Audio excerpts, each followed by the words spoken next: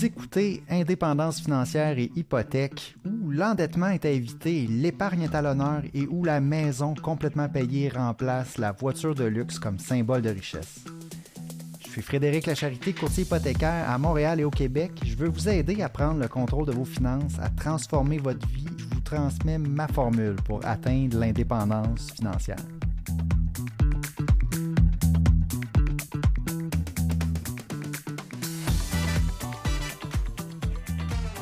Alors, se libérer d'être fauché, chapitre 2, la cote de crédit. Je continue sur la série Se libérer d'être fauché. Je vous rappelle que c'est un livre qui s'appelle en anglais Breaking Free from Broke de l'auteur George Kamel. J'ai fait 2 épisodes précédemment pour parler de l'introduction, pour parler du chapitre 1. Je passe en revue chacun des chapitres. C'est ce que je veux faire parce que j'ai beaucoup aimé ce livre-là et ça colle beaucoup avec le contenu du podcast. Donc, je vais passer en revue le contenu du chapitre. Ensuite, je vais donner mon point de vue par rapport aux 5 étapes pour obtenir la paix financière, devenir propriétaire, atteindre l'indépendance financière. Donc, sur mon site web frédériclacharité.com/5 étapes, il y a le guide PDF. Aussi, je vais parler en général pour les hypothèques. Donc, selon mon expérience, ce que je dis à mes clients par rapport à la cote de crédit. On commence donc dans le contenu du chapitre en disant « Une souris dans un labyrinthe est libre d'aller n'importe où en autant que c'est dans le labyrinthe ». C'est une citation de Margaret Atwood, qui est l'auteur de La Servante écarlate. Ensuite, l'auteur, il va en parlant de Sisyphe. On parle de mythologie grecque. Lui, il a eu un châtiment particulier, ça a été de pousser une pierre au sommet d'une montagne ou d'une colline. Puis, c'était un travail qui était toujours à recommencer, parce que dès qu'il arrivait en haut de la montagne ou de la colline, la pierre retombe. Et c'est un travail qui est à recommencer pour qu'il fasse ça toute l'éternité. C'est en référence à ce qu'il n'y ait pas de châtiment plus terrible que le travail inutile et vain, qu'un homme aussi astucieux soit condamné à s'abrutir, à rouler un rocher éternellement. Ça l'incarne la répétition mécanique de la vie. Albert Camus, qui est revenu un peu avec ce mythe-là, qui s'est dit peut-être que la majorité des gens, eux, trouvent que c'est suffisant d'avoir une mécanique comme ça, répétitive à vie, et peut-être que beaucoup qui trouvent que c'est suffisant d'avoir ça comme objectif de vie. Par contre, l'auteur là, va dire,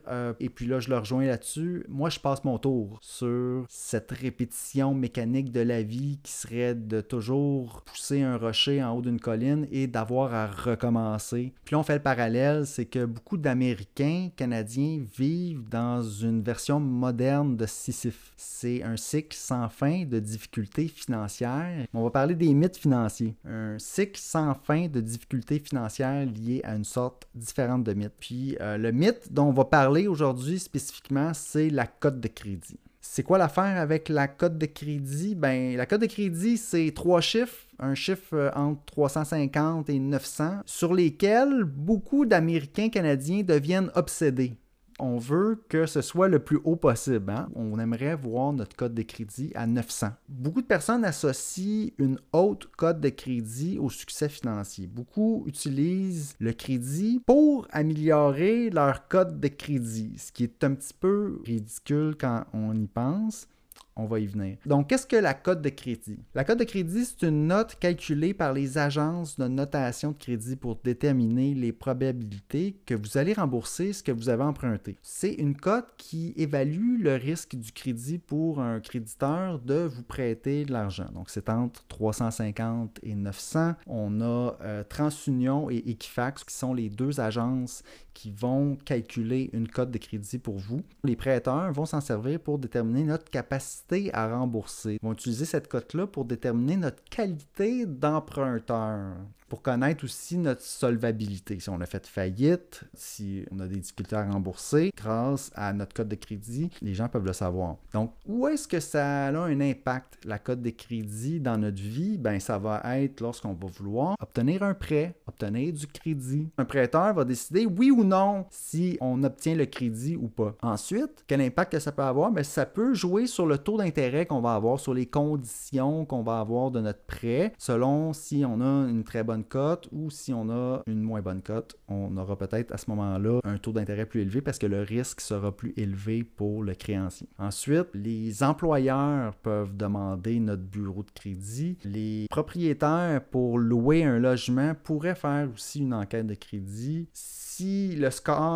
on a un bas score de crédit, ça pourrait être problématique dans tous ces cas-là. Si on n'a pas de code de crédit, ça veut dire qu'on n'aurait aucun crédit qui aurait été rapporté aux agences de notation. Ça, c'est différent. Puis l'auteur, dans le livre, va en parler beaucoup de ça, de cette distinction-là entre avoir une cote de crédit basse ou n'avoir aucune cote de crédit. Okay? Là, il va sur comment c'est calculé. Les institutions financières, entreprises de crédit, entreprises de télécommunications vont rapporter votre utilisation du crédit à Equifax et TransUnion. Puis, grâce à ces rapports-là, les entreprises de notation vont calculer un score. Puis là, on ne peut pas reproduire exactement l'algorithme que TransUnion ou Equifax va utiliser. On ne connaît pas exactement, ils n'ont pas dévoilé l'algorithme pour faire en sorte vraiment de déterminer notre score de crédit, mais on a des lignes directrices. On sait à peu près comment est calculé notre code de crédit. Puis là, je vais y aller avec les grandes lignes. Donc, l'historique de paiement va compter pour environ 35% de la note. Ensuite, combien on doit versus notre limite. Donc, ça, ce qu'on appelle aussi l'utilisation. Ça, c'est surtout bon pour les marges de crédit hypothécaires, les cartes de crédit, tout ce qui est renouvelable. Dans le fond, ce qu'on peut emprunter et rembourser à volonté. Ça va compter donc sur 30%. Ça va être